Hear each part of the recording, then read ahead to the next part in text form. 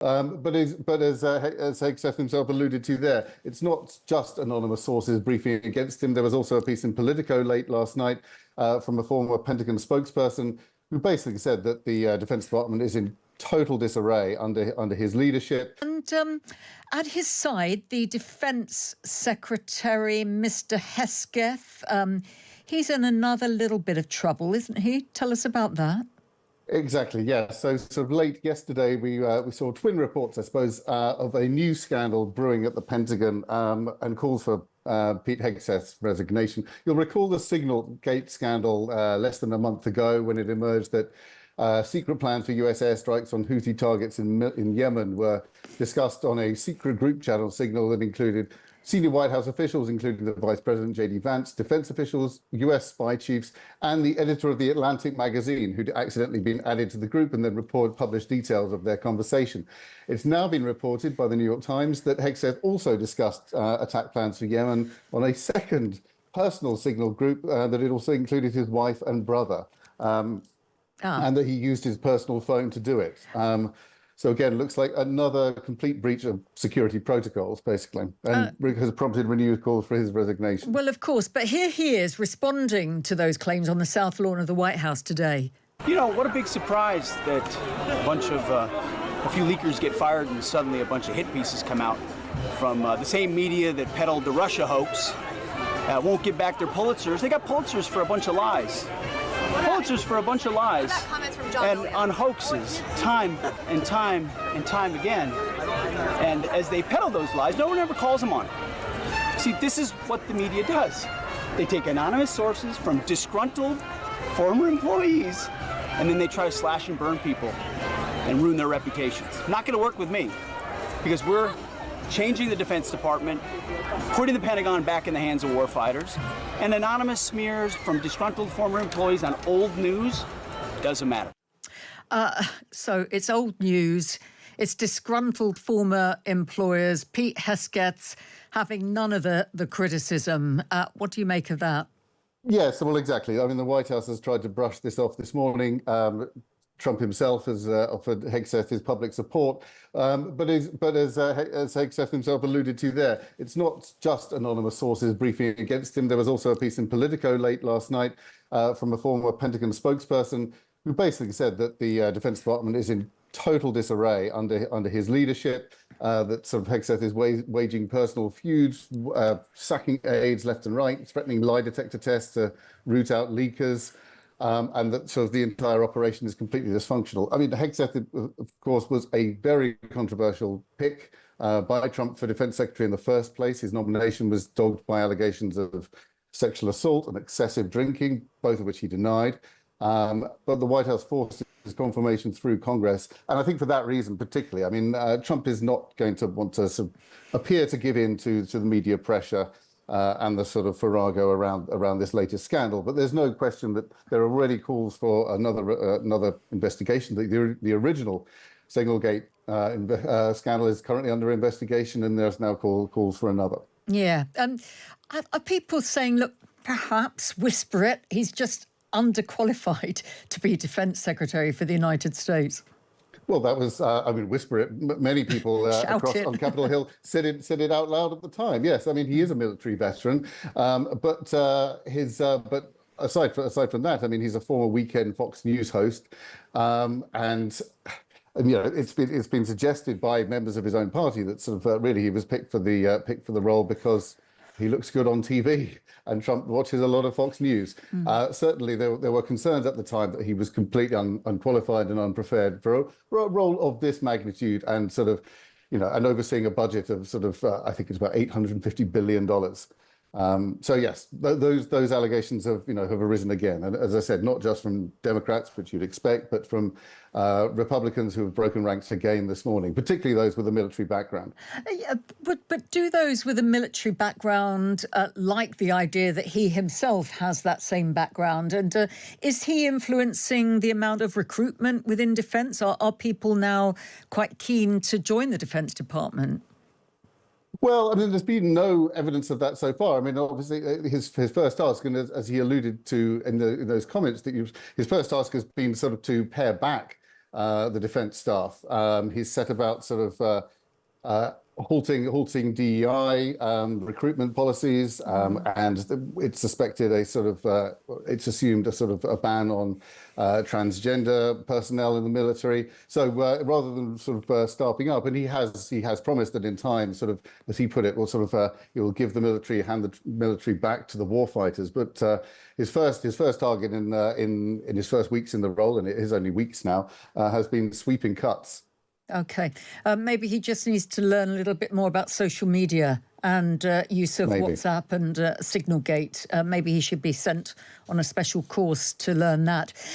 Now, as many around the world have been celebrating Easter Sunday, President Trump's Easter message turned into something of a rant, didn't it? He took aim at Joe Biden. Radical left lunatics, I think, were some of the words, and weak judges.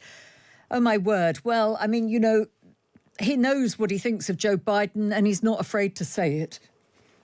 Oh, of course. I mean, Trump's Easter message, when he sort of celebrates the holiday by airing a range of grievances and tearing into his political enemies, has become something of an annual tradition now. And it's obviously first Easter back in the White House this year was going to be no exception. As you said, he sort of went after Joe Biden again, as he has for years, and sort of and the Democrats. But yes, it was the attack on the sort of the weak and effective judges yesterday that sort of drew most attention, because of course this comes after a string of legal setbacks to his mass deportation plan for illegal migrants, and this growing standoff that's been developing between the White House and the courts over that deportation plan, particularly over the case, obviously, of Kilmar Abrego Garcia, the migrant from El Salvador who was being swept up and deported back to this infamous mega prison in his home country. Yeah, they said it was an administrative error, but he's still stuck there and not being brought home. Isn't that right? Right, that's exactly right. And the White House has made clear that it has no intention of bringing him home, despite sort of admitting their mistake in court. That case, drew a lot of headlines, more headlines yesterday, rather. Maryland Senator Chris Van Hollen was in San Salvador last week and sort of did a tour of the Sunday news shows yesterday, pressing his case that whether he was illegal or not, that Garcia deserves due process, and the White House is still resisting attempts to bring him back. But this fight with the judges, the mass deportations, the eliminating vast swathes of government spending, as you were saying, the DEI initiatives, whilst at the same time managing to upend the global geopolitical order. You can't say that Donald Trump hasn't achieved much, can you, in his first 100 days approaching? No, he's been busy. There's no doubt about that.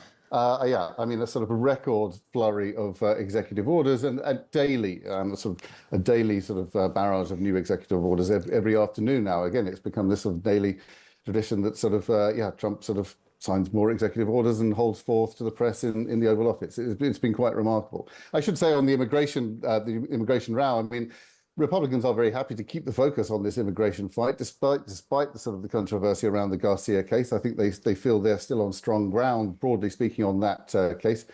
There are, given that sort of immigration was such a pivotal issue in last year's election and to Trump's victory, there are signs that public support for this is weakening in opinion polls.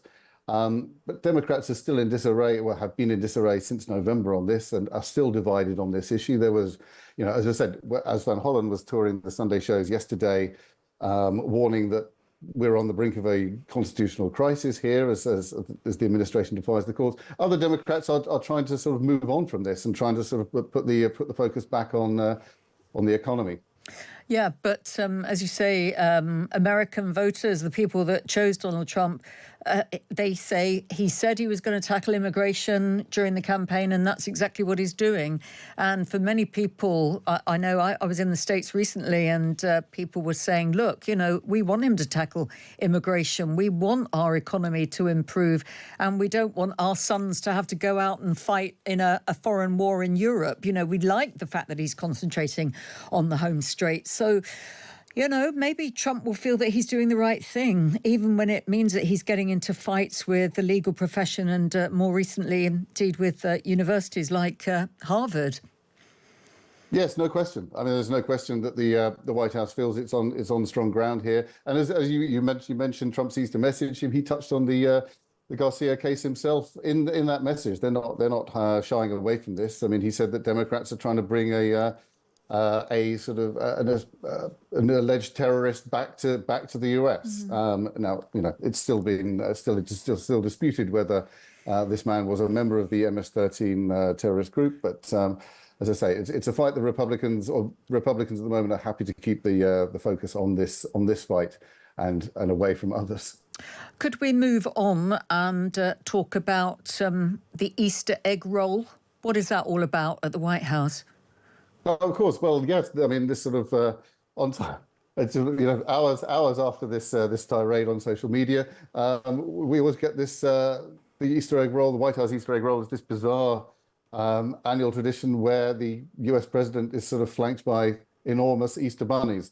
Hundreds of children are allowed onto the White House grounds for this sort of, the role is this sort of race, basically. You sort of chase eggs up along a course on the grass with a spoon. And Trump, Trump gave an address this morning. Yes, I mean, it's a tradition that dates back to, I think, to the 19th century. Okay, but on a more serious note, he did address the issue of the death of Pope Francis. I just signed an executive order putting the flags of our country, all of them, all federal flags and state flags, at half-mast in honor of Pope Francis. So he was a good man, worked hard, he loved the world, and it's an honor to do that. And one of the last public figures to see the Pope was J.D. Vance. He visited him only yesterday at the Vatican. Hello. So good to see you. God bless you and good morning. How are you? Find yourself. Yeah, thank you. Happy Easter to you, Father. Wonderful. I know you've not been feeling great, but it's good to see you in better health. J.D. Vance talking to the Pope, obviously, who'd emerged from hospital. People were hoping that he was getting over his bad illness. And then, the surprise news came this morning that he had died in the early hours. How has America as a whole reacted to the news of the Pope's death, Hugh? Well, I think there's been broad shock, as you'd expect, and it was interesting. We were just discussing Trump's comments yesterday about his political enemies, but sort of the president has led the tributes to the late pontiff since we all woke up to the news this morning. And it should be said, it was interesting that Trump sort of struck a conciliatory tone there.